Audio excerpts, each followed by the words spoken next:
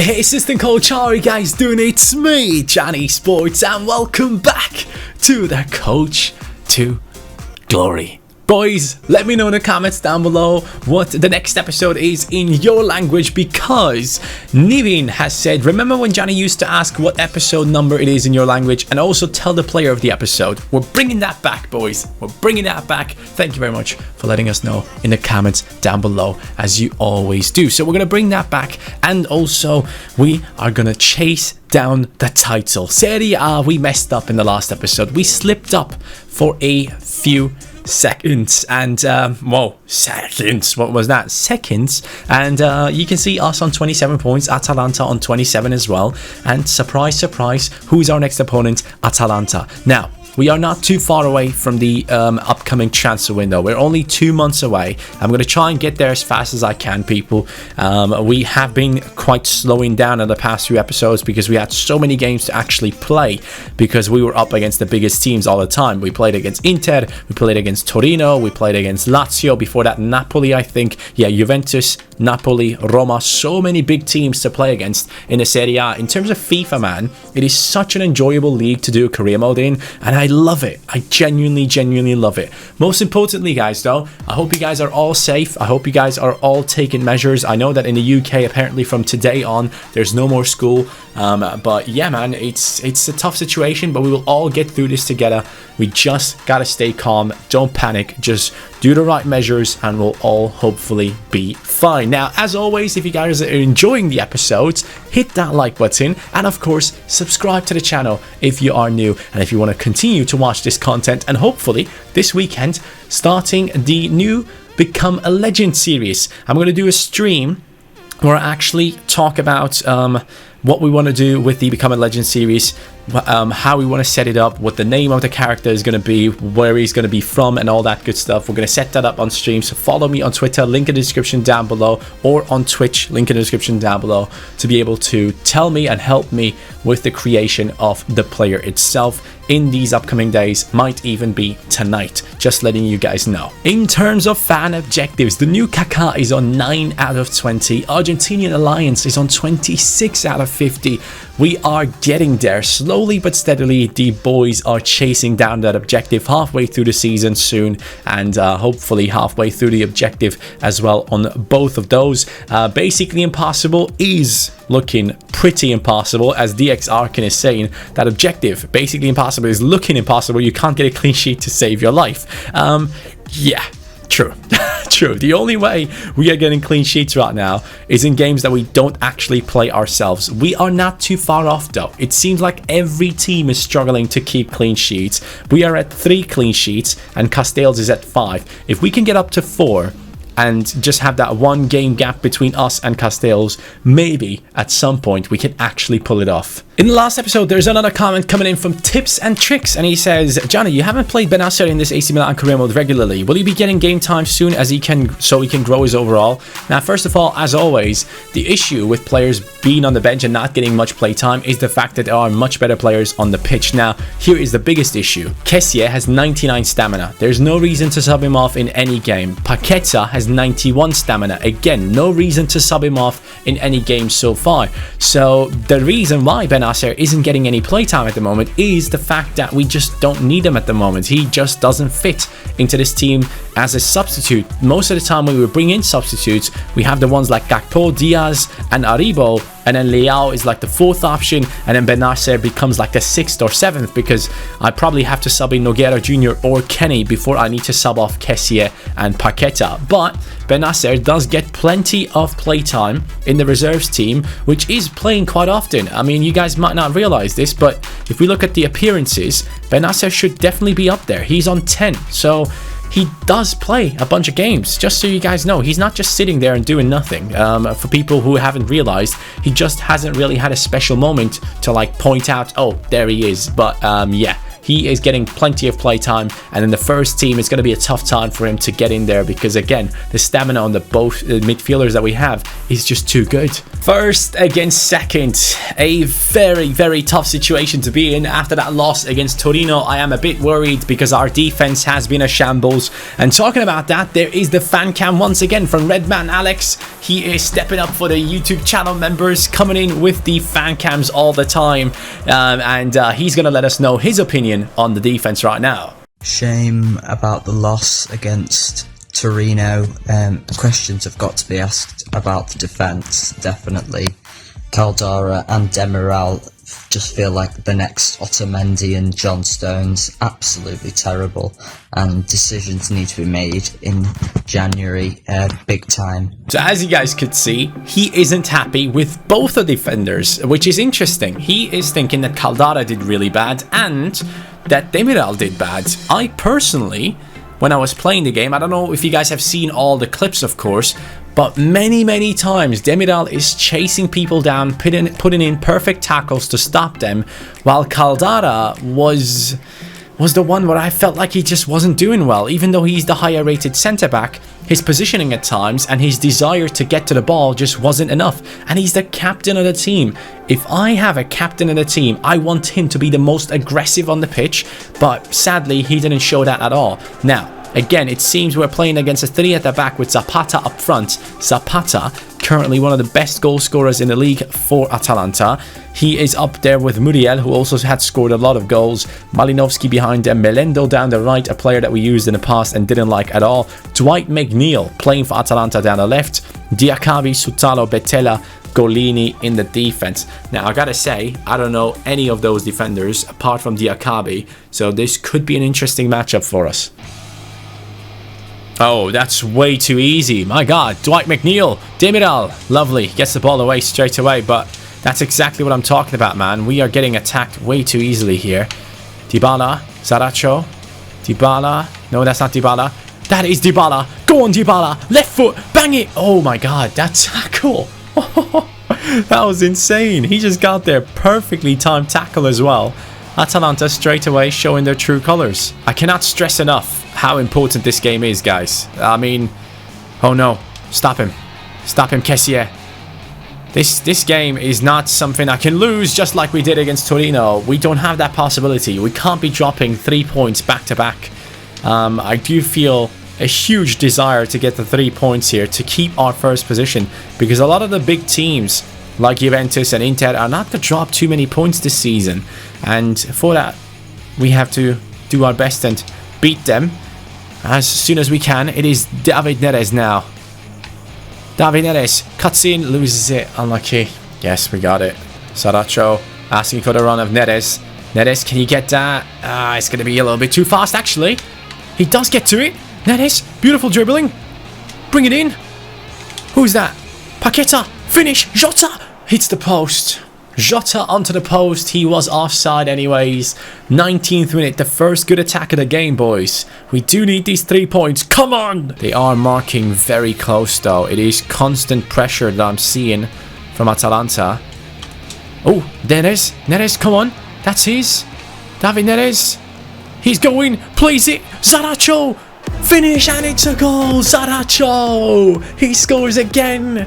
He was the main man over in South America when we were the coach of, what was the team's name? Oh my God, I have a blackout. Racing Club, there we go. He was the main man at Racing Club. And David Neres, unbelievable dribbling to get that one done. That is outstanding. And the fact that Saracho somehow scored that, I don't know how he did it, but we'll take it, boys. He was so good at Racing Club, and now he's continuing his form for us. After one season without him, we have brought him back into the series, and Saracho has stepped it up immediately, which is great to see, man. I want to see more goals, more drama as well, but hopefully this time in our favor rather than Atalanta or any other opponent. Dybala, you love to see it.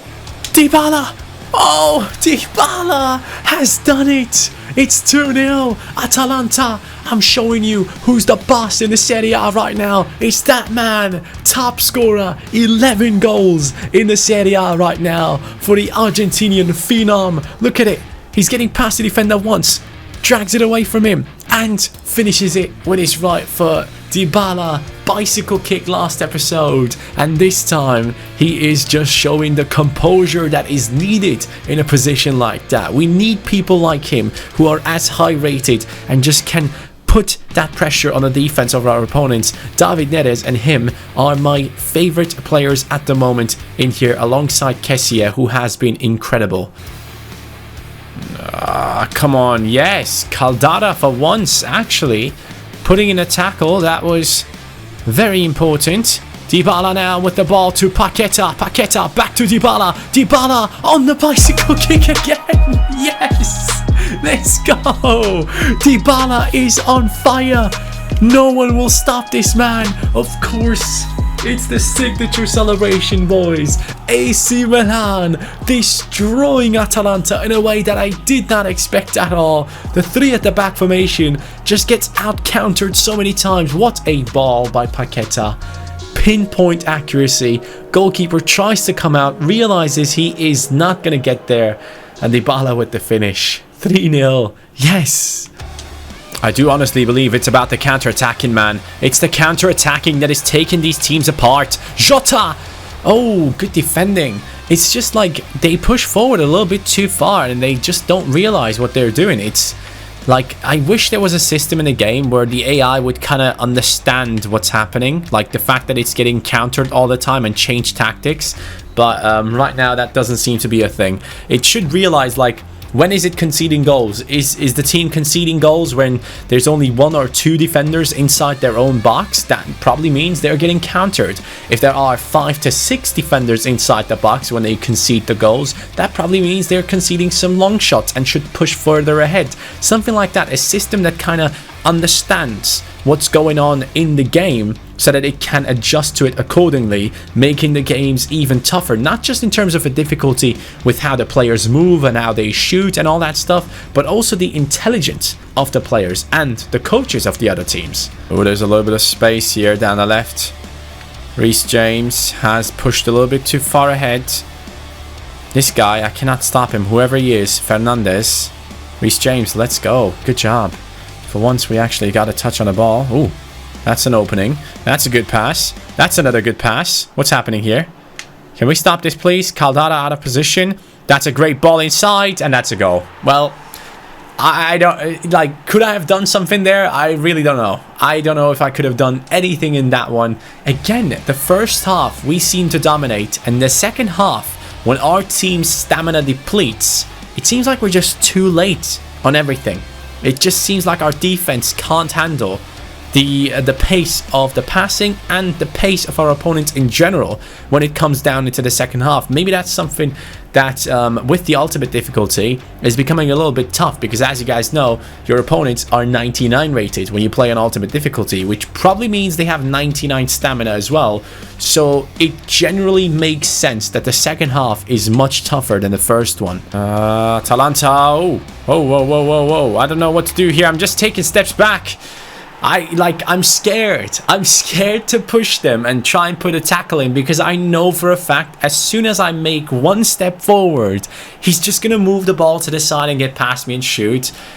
Number 21 gets it done in the end. That pass from number 18 to 21 doesn't make sense. Atalanta makes it back into the game.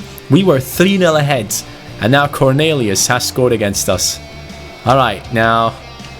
I'm not too comfortable with this situation. 20 minutes to go. Atalanta easily could make it back if our stamina issues are getting worse and worse. Man, I cannot get a touch on this, can I? There we go, Caldara. Alright, Dybala, do you still have the stamina to get in behind? He might get that, you know. He might get that. Hits it onto the defender. Good attempt. Oh, it's not onto the defender. That was his finish. Ugh. I guess now might be a good time to bring in a defensive mid. Benasser is going to come in. You know what, man? I don't feel comfortable with Caldara at that low stamina. I'm going to bring on Nogueira Jr. and we're going to bring on one player for counters, and that's going to be Gakpo down the left. Atalanta down the wings. Demiral with the tackle. Tries to play the ball. It doesn't work out. Nogueira Jr. Let's go. The new talent gets it done. I mean, I shouldn't say new. He has been here for a while throughout this career mode. And there goes the run of David Neres. Neres plays it. It's a horrible pass for me. Atalanta might get one last chance here as Kessie tries to push on upon our opponents. We put the pressure on them. They play it back into their half. Now, it is only a couple of seconds left in this game, I'm guessing. I'm going to throw that down the middle. No, not there. Dude, Kessie was completely by himself. What's the game doing? Game. Don't do this to me, game. Don't do this to me. Don't take this away from me now. He's going to shoot. Yes, Demiral. See, I'm telling you. Demiral is the one. Let's go. 3-2. Whew. That was tough. That was tough, dude. Second half is a completely different game every single time. Whew. Neres, beautiful moves there, man, to get that assist. In the end, it's 3 points against a second place team. That's what I wanted to see, man. We needed that. We needed that. After that loss against Torino, the 3 points were necessary to show everyone in the league, hey, we're still in here to win it. But we had less possession. And we had the same amount of shots on target as our opponents. We just were a little bit more efficient with our shots, I'm guessing. And that goal, once again, is just beautiful from David Neres. Well set up. Zaracho, man of the match in this one. Congratulations. So that victory has helped us out a little bit to keep the opponent at bay. Atalanta on 27, Torino on 27, but Juventus has been climbing up the league table, boys, as Inter has been dropping after that loss against us in the Derby della Madonnina. And let's see the teams that might be going down. What about Roma? What happened to Roma? They are on 12th position with 13 points with a -2 goal difference. Their defense must be horrible or their offense isn't good enough.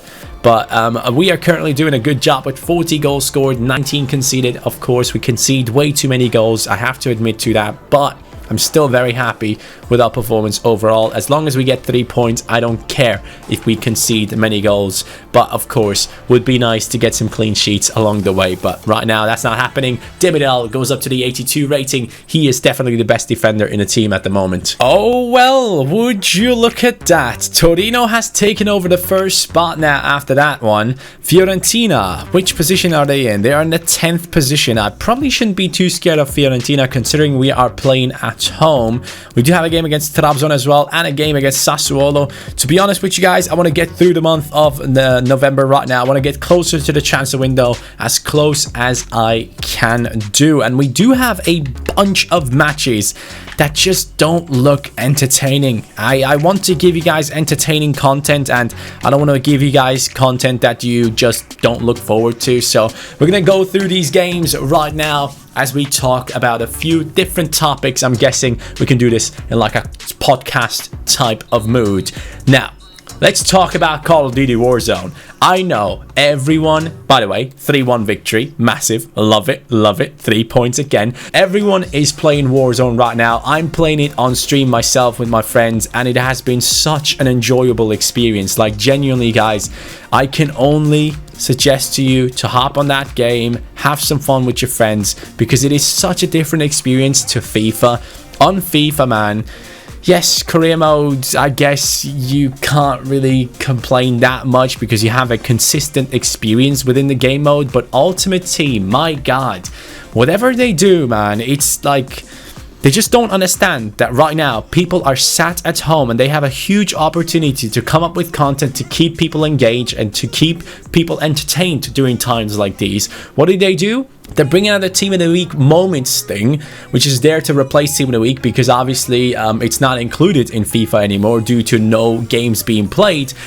They just put that in there, right? And what is it? It's a Team of the Week that doesn't even make it into the top 5 of the last 10 Team of the Week, so to say. It's awful. It's way behind the power curve of the game, and they just show once again how detached they are to what's actually going on in in like this community. I just don't get it. Every time there's so much to complain about with EA. It's just getting ridiculous at this point. Like, I'm getting to a point genuinely where I feel like I'm complaining so much every day about this game, online, on Twitter, on Twitch, wherever, and also telling EA directly every day in the Game Changer program that I'm just not happy with the state of this game, that I'm starting to think like, why am I in this program?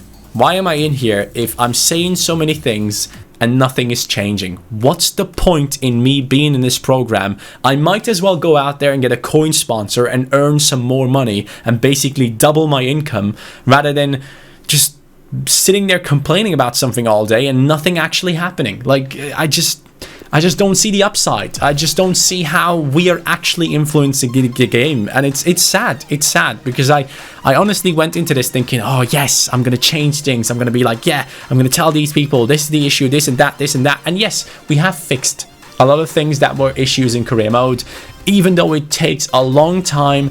Mostly because you guys are telling us about the issues in career mode. We get to share those thoughts of you guys with the people that work at EA and let them know, hey, these things that are happening in career mode, they need fixing. For example, after this last patch, we told them, hey, the team lineups are showing up as undefined. Fix it. That's not how it should be. And I don't understand. They didn't even touch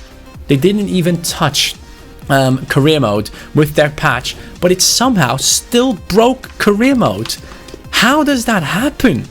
I really want to know, how does that happen? I have no idea how EA keep on doing this. It's just unbelievable, and it's sad. Like, I'm losing more and more faith in what this company actually will be doing for the game in the future. Wow, 4-1. Great result once again, and Nogueira Jr. has scored. Lovely. Dybala, no goal for him there, but we haven't picked up any clean sheets there in those past few games, as you guys have seen. I really don't know if there is a point in being in that program, and I don't want this to be like, oh, they are terrible, they are this and that. I do get that most of the people that are in the Game Changers program and oversee it, the community managers and all those guys, like especially Zaro, they want this game to be the same that we want it to be. But sadly, they don't get to force the changes. They don't have that much power. And it's sad because you know that those guys want to fix it as well. But they are the ones that are getting the most hate because people think they actually tell the guys upper in the tiers of EA. They think that they are telling them everything is fine, just keep doing whatever you do, keep pumping out packs. That's not what they're telling them.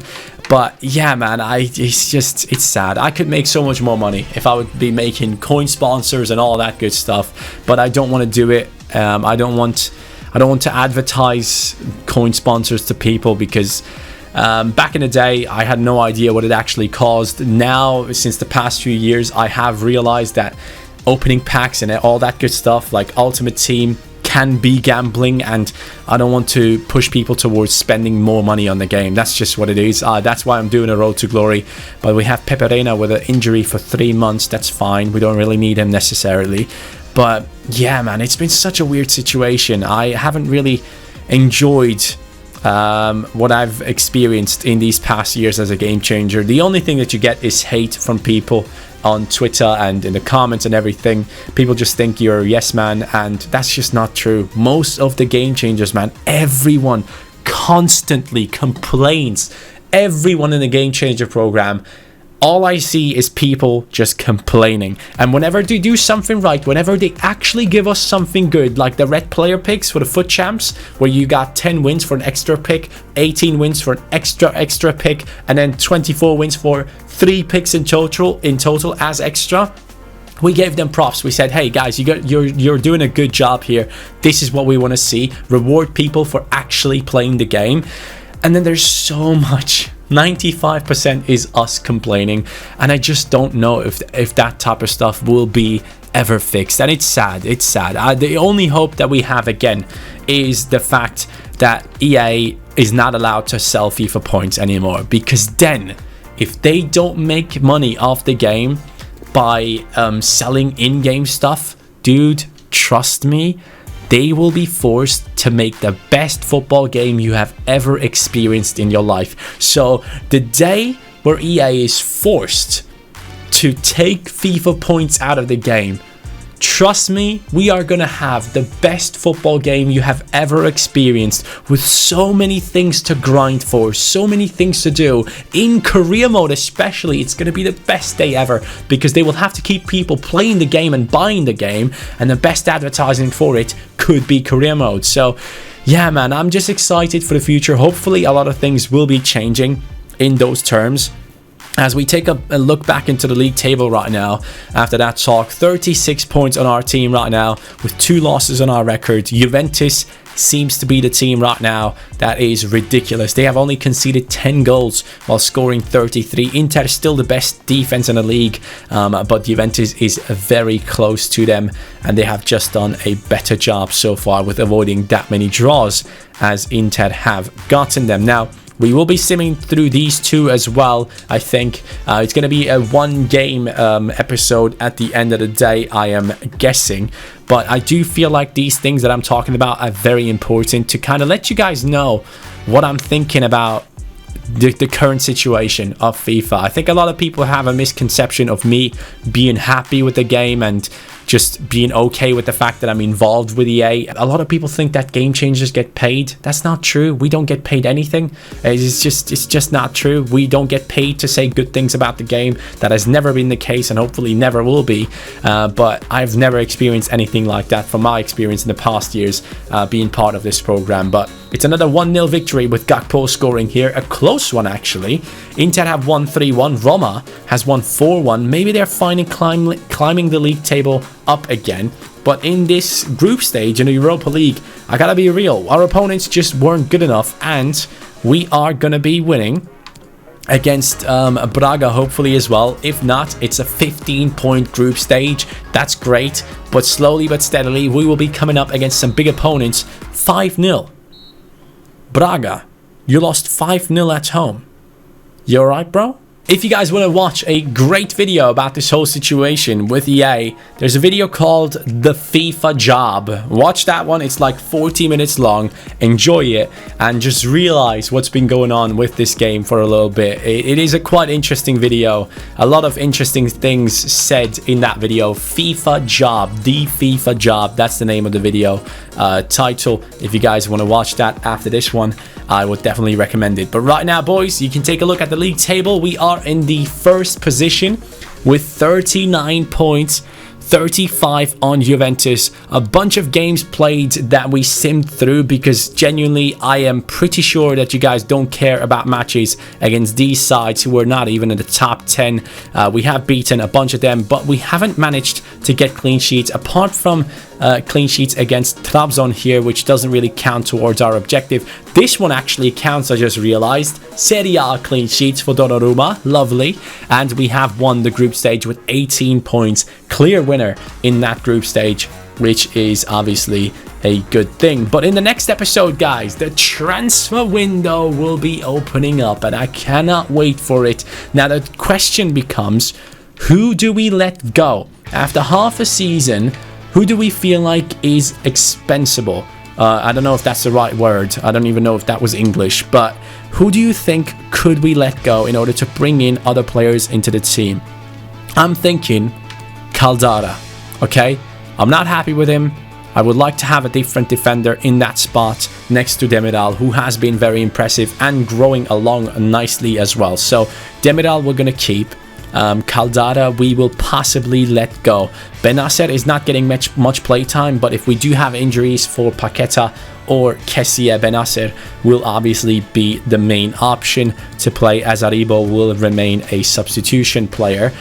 Kenny, I guess we could let Kenny go, but then again he's a backup team player. And then these two, just again, not really too interesting. For some reason I cannot remove this guy from the loan list. I'm going to block offers now, allow offers. I still cannot remove him from the loan list. Tried it for multiple episodes now, but I haven't been able to do so. If we do let go of Caldara, who do we go for? We will probably only have like 30 million to spend, so it will have to be potentially someone that is lower rated than him, but just plays better in game. That's what I'm really looking for. I'm not really looking for a high rated player. I'm looking for someone like Demiral that we brought in, who just is quality on the pitch, and Caldara hasn't shown that type of strength in these matches that we have played. It's a bit of a shame, because he's an original AC Milan player, as you guys know, so it sucks, but we have to kind of let him go to improve the team even more and try and create the team that could be winning the Europa League title, the Serie A title, and the Italian Cup. I'm going for all the trophies, boys, and in the next episode the transfer window opens up, so prepare yourselves for the transfer window episode. Thank you guys so much for being here for a good episode and a very enjoyable one at the same time, and catch you guys next time with hopefully a lot more to talk about. Let me know about all the things that let me know your opinion on all the things I've talked about in this episode. I wish you guys the best. Have a great day. Take care. Peace. Hold on, forgot one thing. Player of the episode, I'm going to give it to David Neres. I really enjoyed him a lot in that game that we played, and his assist, the first one, was incredible. Take care. Bye.